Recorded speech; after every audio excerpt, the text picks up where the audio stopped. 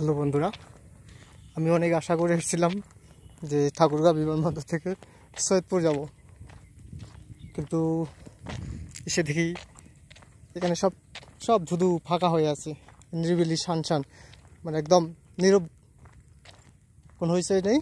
এই সেই বিমানবন্দর আনয়ে আপনারা দেখলেন আমি ঠাকুরগাঁও বিমানবন্দর আছি।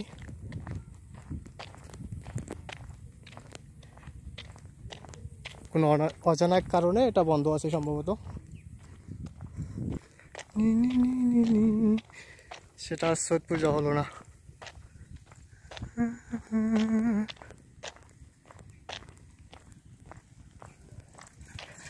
ভাই এখানে বিমান আসে না? বিমান আসে না? বিমান কোথায় আসে? মাঝে মধ্যে। একজন সাইকেল রাইডারকে জিজ্ঞাসা করলাম, সে বলতেছে মাঝে মধ্যে আসে। ভাই এখানে চারদিকেই ফসলের মাঠ আর মাঠ, আর এই রানওয়ে আর ওই যে বিমানবন্দর যে বিল্ডিংটা দেখা যাচ্ছে, এটা ছাড়া আর কিচ্ছু নেই। জানি না কি কোন অজানা কারণে এটা বন্ধ হয়ে গেছে। আমি মনে করি এটা চালু করলে উত্তরবঙ্গের যে আমাদের পর্যটন খাত আছে সেটা, বা আমাদের পাশেই যে ভারতের দার্জিলিং আছে, অনেকে হয়তো একদিন এসে ঘুরে যেতে পারবে।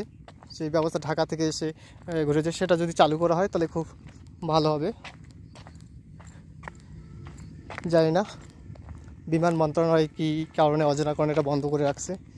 আমি মনে করি এটা ধীরে ধীরে এটা চালু করা উচিত, যেহেতু বাংলাদেশ অনেক উন্নত হয়ে গেছে। আর বিমান যোগাযোগ ব্যবস্থা, আকাশ যোগাযোগ ব্যবস্থা একটা কী বলবো, খুব ভালো ব্যবস্থা, যোগাযোগ ব্যবস্থা দ্রুত যে কোনো জায়গা থেকে আমরা যেতে পারি, এখান থেকে ঢাকা যাওয়া যাবে। নাহলে আমাদের সৈয়দপুর বিমানবন্দরের উপরেই নির্ভর করতে হচ্ছে, কিছু নেই। চারদিকে শুধু ফসলের মাঠ আর মাঠ, রানওয়ে।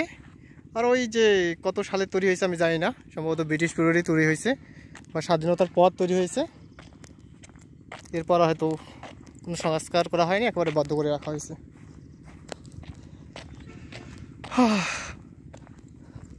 আমার আশাত না মিটিল, আশা না ফুরাইল, ঠাকুরগাঁও বিমানবন্দর থেকে সৈয়দপুর আর যাওয়া হইল না। ওই সেই বিমান বন্দরের শুধু দাঁড়িয়ে আছে, চারদিকে বিস্তীর্ণ ফসলের মাঠ আর মাঠ।